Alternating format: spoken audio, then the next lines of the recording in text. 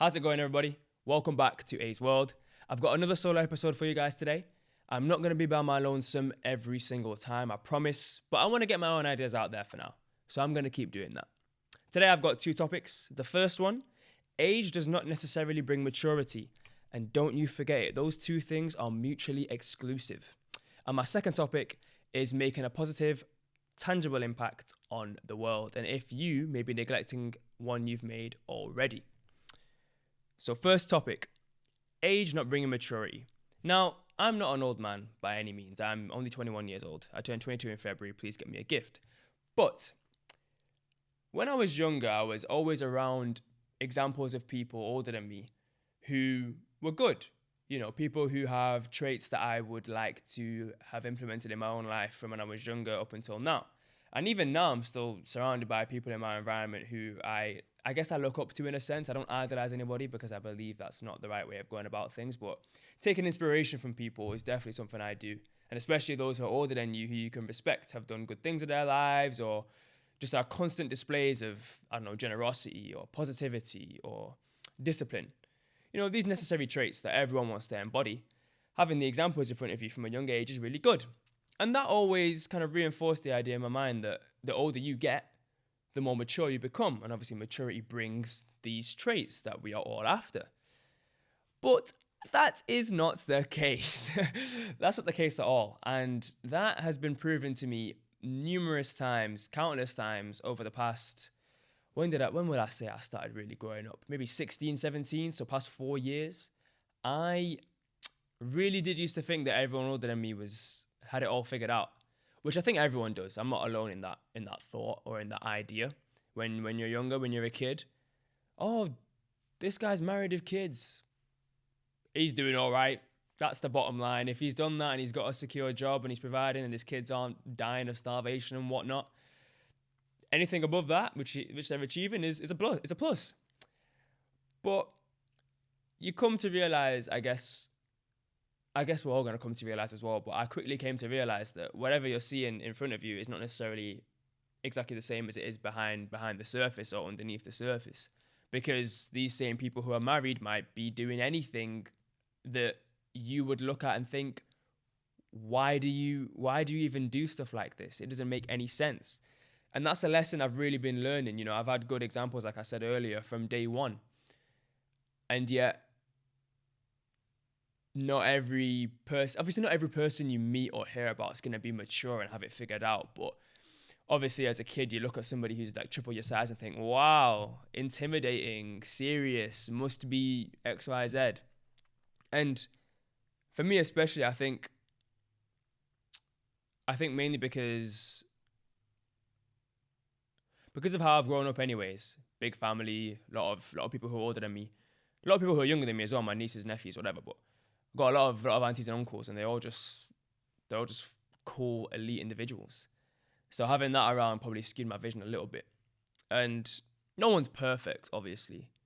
No one's perfect, but at least be respectable, you know, like why? There are just stories I hear, you know, whether it's people cheating or still hanging around the same people who have been getting them into trouble with law enforcement, for example, people who are just hanging around the wrong crowd at the age of 25, 30 plus, people who are still living at home at the age of 35. And obviously everyone's circumstances are different, but there's got to be, unless the extremes have occurred, most people who are in these circumstances have just allowed them to subsist rather than actively doing things to get themselves out of a rut or leave the circle that they're in for better people, or to finally stop being lazy and start working hard and realize all the potential that they had since they were born, you know? And I just think it's crazy because there are so many examples of people that I would have maybe initially thought, oh yeah, cool guy, cool girl, lovely, smart, blah, blah, blah, blah. Insert positive trait here. And then you hear something, you just feel like, why did you do that? Like, why are you cheating? Why are you stealing when you don't have to? Why are you selling drugs? There's so many opportunities. And again, not relating to the extremes. I'm relating to regular everyday people. And you know what? You could even maybe argue for the extremes. There's always a way out for these, very, very serious things that people might be getting up to. But for somebody who we probably all know who's 30 plus, living at home with no plan, and that's the thing, no plan, no aim, that is a worry. That is a worry. That is something I can't emulate, not unless the extremes have occurred.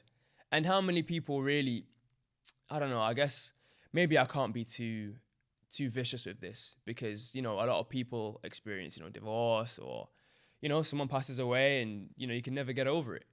But maybe just the way that I'm feeling, maybe just the way that I am, and a lot of people surrounding me, actually, my friends, family, whatever, they just have instilled the idea in me that anything is surmountable. You can overcome anything. And if you can overcome anything, whatever happens to you is within your control to make an improvement on, whether it's negative or positive. If something good happens, you can make it even better. If something bad happens, you can make it into a good thing in terms of how you react to it, because life is all just about reaction.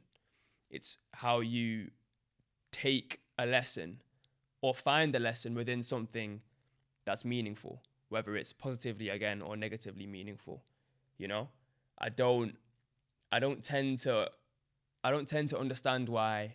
Like, for example, I was recently told a story and I've had to write it down to make sure that I'm not just transcribing it incorrectly. So heard a story from a friend of mine about a couple who are not married and technically not engaged, but the man got her a ring. And now you're thinking, well, if you got her a ring, why are you not engaged? Well, this couple are in their 30s. They've been together for about 7 years now, so I was told. And husband didn't really want to get married and husband doesn't want any children. Okay. Nowadays, that's fine. Not for me, but that's fine. Everyone is allowed to have their own opinions and desires in life. And I smile when I say that because, well, you can infer why. That being said, husband wants X, i.e. no marriage, no kids, or maybe he wasn't even too fussed on marriage, but I know for a fact the wife was the opposite. She wanted kids and she wanted marriage. So you're already thinking, okay, well, if these things are obviously in direct opposite to each other, why are they together? Different question. Again, age and maturity, they don't correlate. But okay, they're together. They've been together for 7 years. You'd think they had this conversation.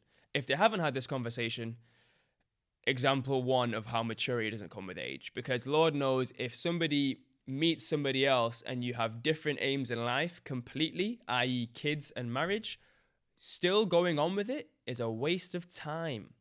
Because that's the crux of the matter. Do you want children? No. Oh, I want children.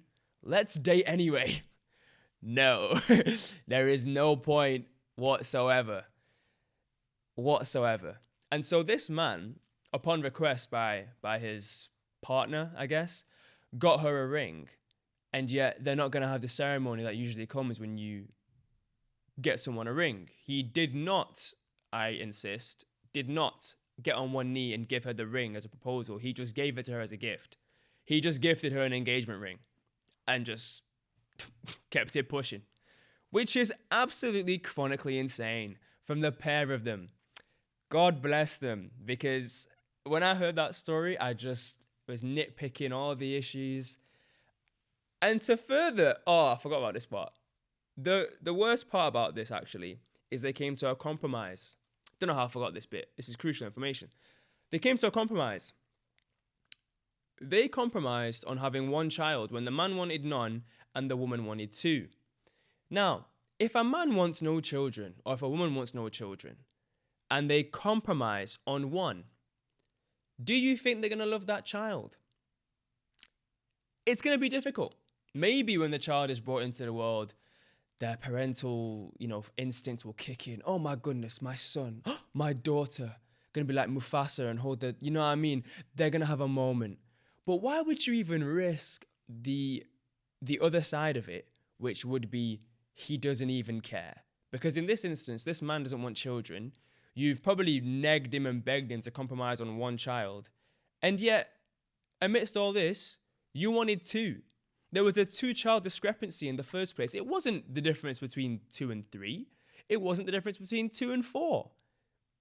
That could even be argued. Oh, you want 4 kids? I just want 2. I'm really dead set on having 2. Oh, make sure the mic's right. I'm really dead set on having 2 kids. Maybe that would be a reason for some people not to, further go into dating that person or the other person in that party of 2. Maybe. But if you're at least compromising for something rather than compromising nothing for double,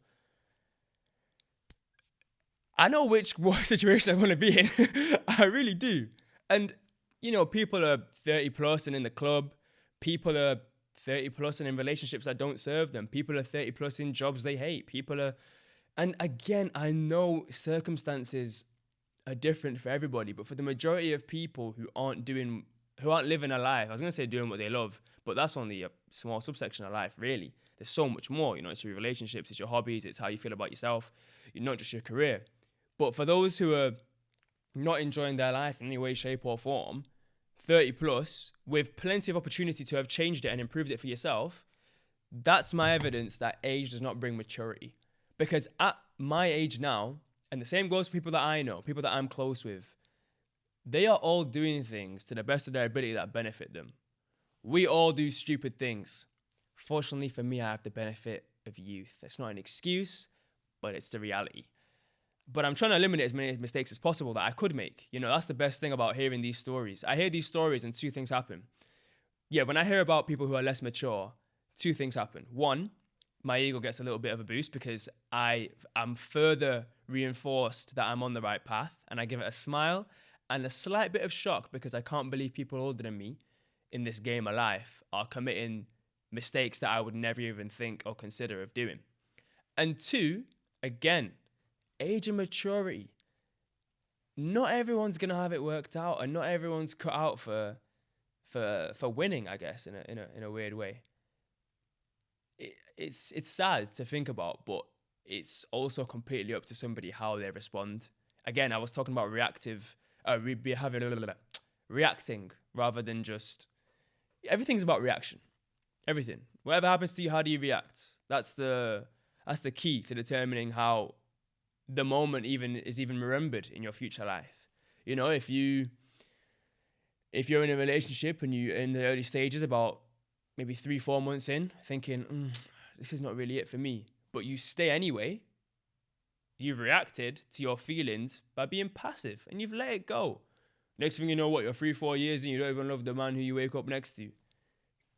And I wish that was an example that wasn't common. But I get the feeling and I get the impression, due to how many stories I've heard from others, whether older or younger than me, that especially the waking up next to and not having a smile for the person you're in bed with, I feel like that's more of a reality than I realize for more people. I think it's more common.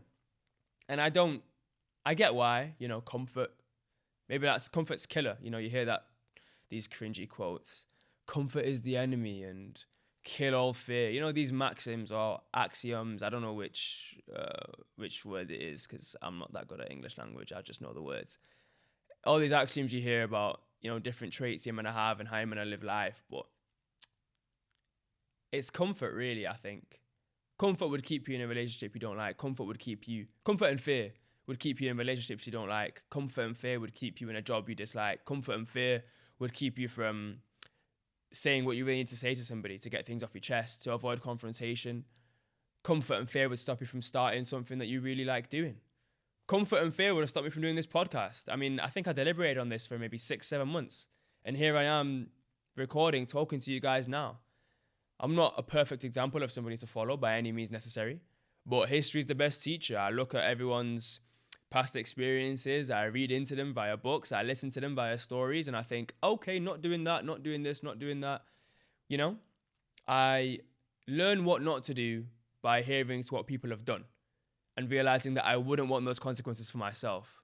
So let me listen to those stories and never emulate the example that's being given to me because I'd be in trouble.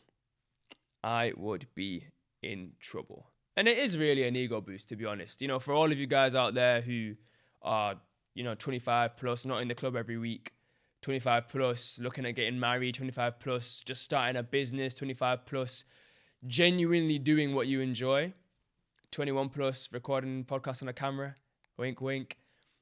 You deserve a pat on the back because it's not common. It's really not common. 25 plus, discovering who you really are, just in general, really.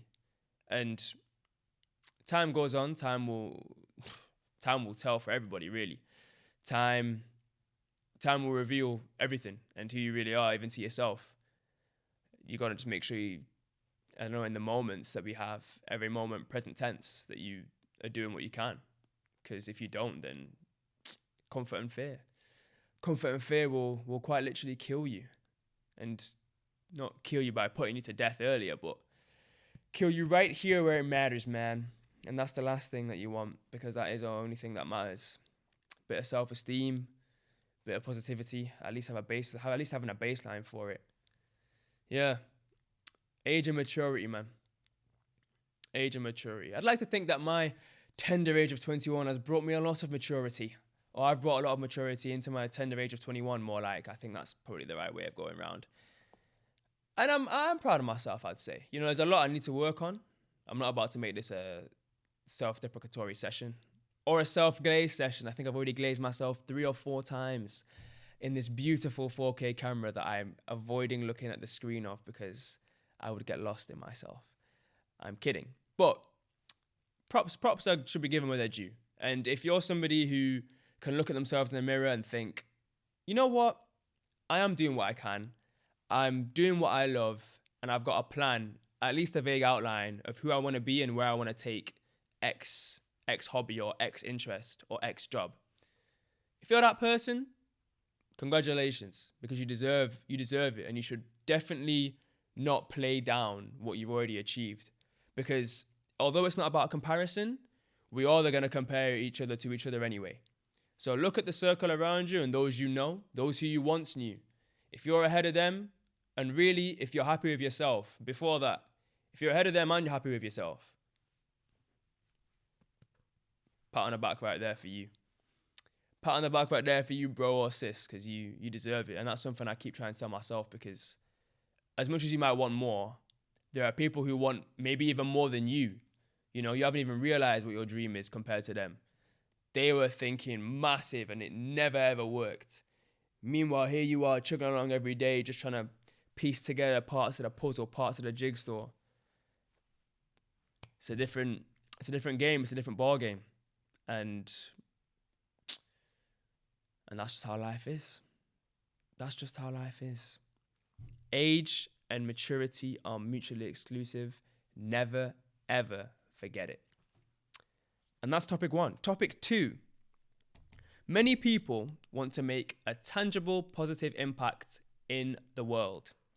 But do not disregard the likelihood of you having made a positive, tangible impact already. I was listening to Dave Chappelle on Joe Rogan podcast. Brilliant episode. It's 3 hours. I did not watch it all in one sitting, but it's absolutely fantastic. Dave Chappelle is just so eloquent. He's so well thought out in what he says. He's articulate. He's obviously incredibly funny. Favorite comedian of mine? Probably, yeah. I'd put him number 1. Him, Cat Williams. I do like people like Drewski. I wouldn't know if we call him a comedian, but, you know, these types of individuals. But I was listening to Dave Chappelle. Let me get back on track. Dave Chappelle. And he was talking about this. He was talking about how it's very likely that you've made a positive impact already. I think I've got the quote. Yeah, I've got the quote here. He said, "Everyone's trying to hit a home run, but you can do well for others in the smallest of things." So all of us who are good people, if you're a good person listening, if you're not a good person, feel free to end the episode right here. If you're a good person listening, then you have the feeling or the desire to benefit both yourself and those around you. Maybe you want to be more involved in your community. You want to be able to maybe build something in your hometown. You want to be able to support people's dreams, you know? There are loads of different ideas that people can have. Like for me, one of my random ideas, I've got like a random list of life goals in my phone. Not things that I'm strictly desiring to achieve, but things I wouldn't mind accomplishing. Like building a youth center in the town that I live in. That's something I want to do. And I would obviously call that pardon me, I would obviously call that a positive, tangible impact in the world, because that'd be beneficial to my community where there's a lot of youths who are a little bit misguided. You know, luckily I didn't get caught up in any of the stuff that they do, but I'd want to give back. And that's a desire for many people. But you're also giving back when somebody walks past you and you smile, or you give them a nod, or you say, nice jacket. And, you know, you might be smiling to yourself or kind of guffawing, or what's the perfect word? Scoffing. Scoffing? I think that's the right word. You might scoff at the idea that, how is a smile a positive impact? It is, because one thing that I've been noticing recently as well, even within myself, which I'd only picked up on maybe in the past, I say recently, maybe in the past like 3-4 months, but I'm a really happy person, and I rarely have bad days. I don't know what it's like to wake up on the wrong side of the bed. I've never had that issue. When sad things have happened to me, I feel my emotions. I might cry. I might be slightly sad for a little while, and then I find the lesson in it as soon as possible. Honestly, it's a combination of how I'm wired and what I've consumed to turn me into the man I am today. So I'm the kind of guy, when we're walking past each other in the street, I'll smile or I'll nod, you know when black people give each other the nod, or you know what I'm saying, whichever way around you want to do it, up or down. Or you smile at a woman who walks past you, or if there's an older lady or older gentleman, you say good afternoon, good morning. And I'm not doing it at every single individual. My mum actually would, but I I tend not to. I'm not doing it to every single individual, but just a smile for people. And then sometimes you see how they smile back. And this is what I've been noticing. When I've been smiling at some people, they smile back with a bigger smile than the one I gave them in the first place. I'm not hitting them with the, typical British bottom lip to the top. It's more of like a, like, hi, you okay? Or, and just carry on. It's real smile, genuine. And people smile back hard, and I just feel like, oh, you might have genuinely needed that.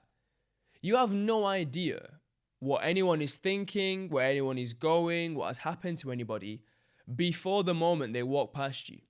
You may never know. You're not going to stop everybody and have a conversation with them asking how their mental health is anyway. But that little smile is one of the smallest positive, tangible impacts you can make in the world.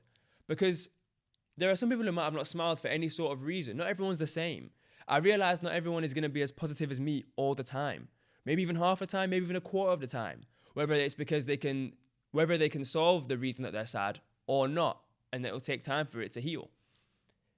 Regardless of which side they're on, it costs nothing to smile at somebody, or to offer a hand, or to hold the door open. And these things make people feel that they matter. Everyone wants to feel like they're important in some way, shape, or form. Not to the extent of being powerful, democratic, government, whatever. But I mean in terms of someone wants to feel like that they matter. I want to feel like I matter. I want to feel like I matter to myself. I want to feel like I matter to my family and my community. If no one acknowledges you, you don't exist. If someone acknowledges you, it can make somebody feel a certain type of way. And that is the smallest positive, tangible impact you could have. So don't disregard what you already do. And of course, a smile is the baseline, and the youth center I was talking about is the top tier. There's probably even more, more money can bring about more opportunity for things.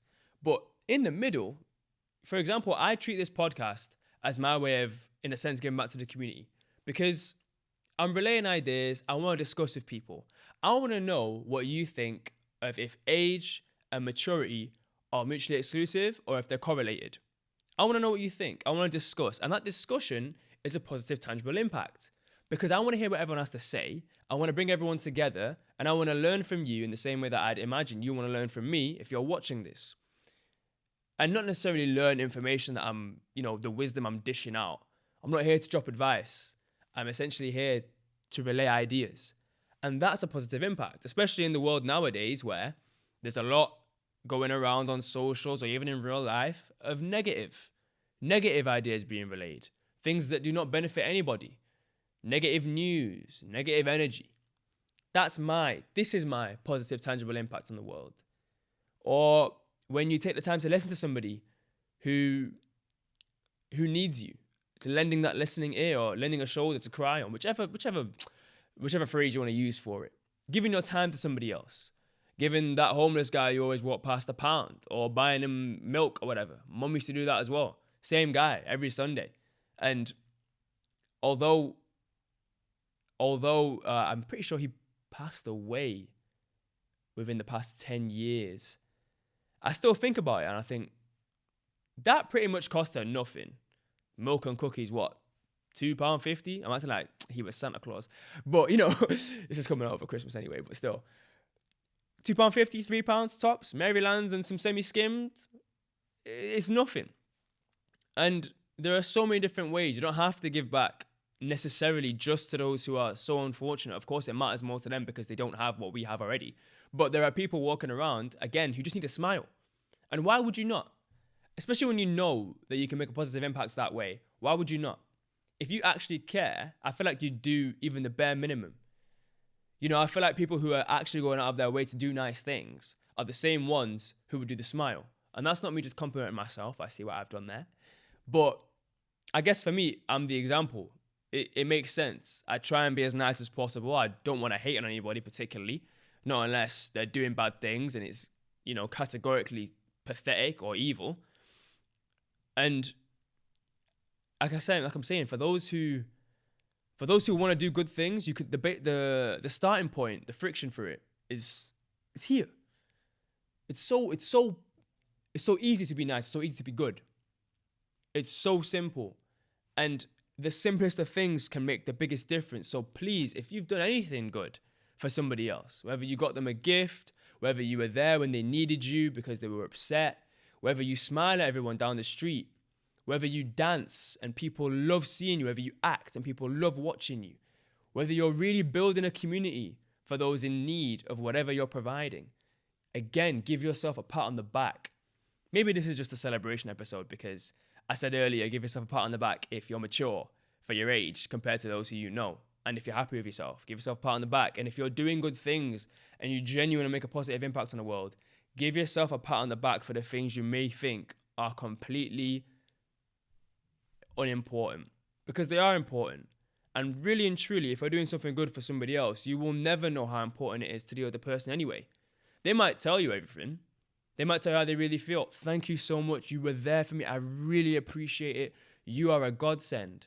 It doesn't mean you know exactly how they felt when you were there for them. It doesn't mean you exactly know the impact you've had on their lives. I have no idea about the impact I've had on anybody's life. People message me after some episodes and say, oh, I really liked this. This was really good. You made me think about this. I really like what you... And I think, oh, great. Maybe I'm just bad at taking compliments. I think, oh, that's nice. Great.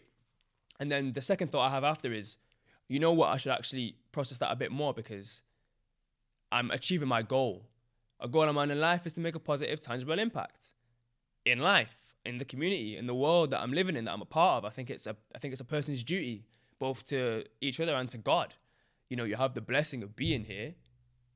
Use it properly and bless others in the best way possible. Again, from 0 to 100 in due time, just keep scaling. So again, don't discredit what you've already done. Everyone wants to go for the home run, but even the smallest of things can benefit people. So smile at the guy who walks by, or lend a helping hand to the lady who's struggling with her bags to her car. Random things. I'm not about to tell you all the nice things I've done, because I'm not here to do that. But I'd be amiss if I was encouraging somebody to do it without already practicing these habits myself and knowing that I want to practice them even more. And that's what it's all about. It's about intention. It's about wanting to do good things for others. If you want to, you probably already have. So don't think you're not doing anything, because I guarantee you've done something. If you genuinely can look at yourself and think, I want to make positive impact, I feel it in my heart, you probably already are. Do not disregard it. Give yourself props. And I think that was all I wanted to say, really. Solid 20-25 minutes. Thank you guys for watching. I hope, like I said at the start, that you've been enjoying the festive period. Whether or not you celebrate, it's rest. It's free rest. Unless you might have to take annual leave, then I guess it kind of costs a little bit. That being said, yeah. Hopefully, can't even speak English. Hopefully you've had a good Christmas. Hopefully you've had a good rest. I will be back probably in early January. After this one goes live, I'll be taking a rest over the Christmas period. I've also got to go revise now for a tax exam, so wish me luck. And by the time this is uploaded, I will have already passed.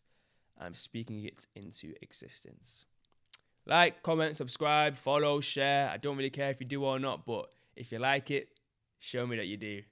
And again, discussion. I want to hear people's feedback. Leave a comment. Anything you may agree or disagree with, I want to know. And for that, thank you and goodbye.